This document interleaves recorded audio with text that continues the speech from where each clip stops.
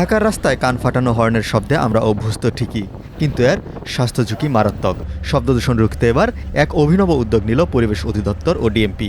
মানিক মিয়া Avenue থেকে আগারগাঁও রাজপথ কাঁপালো হর্নের বিরুদ্ধে মোটর শোভাযাত্রা, যেখানে প্রধান বার্তাই ছিল আর নয় শব্দদূষণ, জয় হোক সুস্থ জীবন। 17 জানুয়ারি শনিবার সকাল 11টায় মানিক মিয়া এভিনিউ থেকে শুরু হয় এক বিশেষ মোটর শোভাযাত্রা। উদ্দেশ্য ঢাকাবাসীকে অহেতুক হর্ন বাজানোর কুফল সম্পর্কে সচেতন করা। পরিবেশ অধিদপ্তর ও ডিএমপির যৌথ উদ্যোগে এই শোভাযাত্রাটি ফার্মগেট, কারণবাজার ও বিজয় সরণি হয়ে শেষ হয় আগারগাঁও পরিবেশ অধিদপ্তরের কার্যালয়ে। শোভাযাত্রায় অংশ নেওয়া তরুণদের হাতে ছিল সচেতনতামূলক প্ল্যাকার্ড। তাদের দাবি, হর্নমুক্ত ঢাকা এখন সময়ের দাবি। হর্নের বিরুদ্ধে মোটর শোভাযাত্রার উদ্বোধন করেন পরিবেশ, বন ও জলবায়ু পরিবর্তন মন্ত্রণালয়ের উপদেষ্টা সৈয়দা রিজওয়ানা হাসান।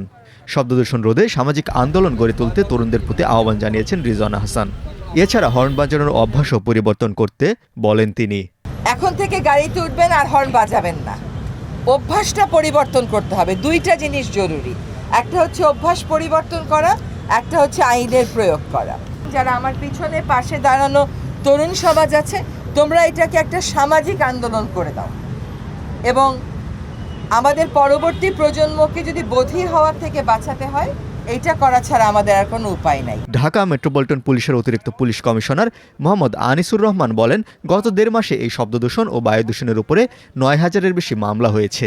এছাড়াও ভবিষ্যতে আরও কাজ করার কথা জানান তিনি। শুধুমাত্র এই শব্দ এবং বায়ু দূষণের উপরে গত 1.5 মাসে আমরা 9380টা মামলা করেছি। আমরা মনে করি না যে এটা যথেষ্ট, আমাদের কাজ করার অনেক সুযোগ আছে এবং ইনশাআল্লাহ এই কাজটাকে আমরা বেগবান করার জন্য সংশ্লিষ্ট যত অধিদপ্তর রয়েছে, যত সরকারি প্রতিষ্ঠান রয়েছে, আমরা সবার সঙ্গে সম্মিলিতভাবে কাজ করব।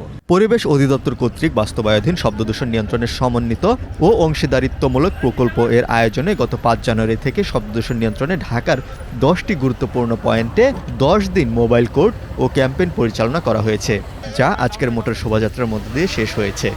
এ ক্যাম্পেইন পরিচালনায় সহযোগিতা করেছেন গ্রিন ভয়েসের তরুণ স্বেচ্ছাসেবী শিক্ষার্থীবৃন্দ।